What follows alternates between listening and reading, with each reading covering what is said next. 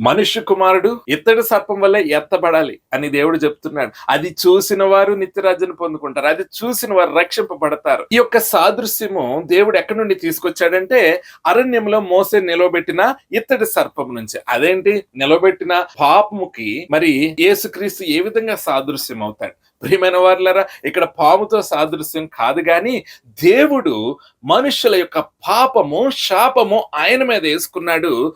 పాము శాపానికి సాదృశ్యం, పాము మరణానికి సాదృశ్యం. ప్రియమైన వారులారా, అవన్నీ ఆయన మీద వేసుకుని వాటికి ఆయన ప్రాయశ్చిత్తం చేశాడు. ఎవరైతే అప్పుడు ఇత్తడి సర్పాన్ని చూసి తమని తాము తగ్గించుకుని పశ్చాత్తాపడి దేవుని మీద విశ్వాసముతో చూసి ఆ పాము కాడు ద్వారా ఉన్న ఆ మరణ వేదన నుంచి బయటపడ్డారో, ఆ మరణ పరిస్థితుల నుంచి బయటపడ్డారో, ఎవరైతే బ్రతికారో, అదే విధంగా ఎవరైతే పాపము చేత చుట్టబడి శాపము చేత చుట్టబడి నిత్య రాజ్యానికి దూరమైపోయిన వారు సిలువలో వేలాడుతున్న యేసుక్రీస్తుని చూసినప్పుడు, వారు పశ్చాత్తాపడినప్పుడు, తగ్గించుకున్నప్పుడు, ఆయన మీద విశ్వాసము చూపించినప్పుడు ఖచ్చితంగా నిత్య రాజ్యాన్ని పొందుకుంటారు. ప్రియమైన వారులారా, ఎటువంటి మత సిద్ధాంతాలని పాపమును తీసివేయలేవు, ఎటువంటి దాన ధర్మాలు నీ పాపమును తీసివేయలేవు, ఎటువంటి మంచితనము కూడా నీ పాపాన్ని తీసివేయలేవు. కేవలం యేసుక్రీస్తు మాత్రమే నీ పాపం నుంచి నిన్ను విమోచించగలడు.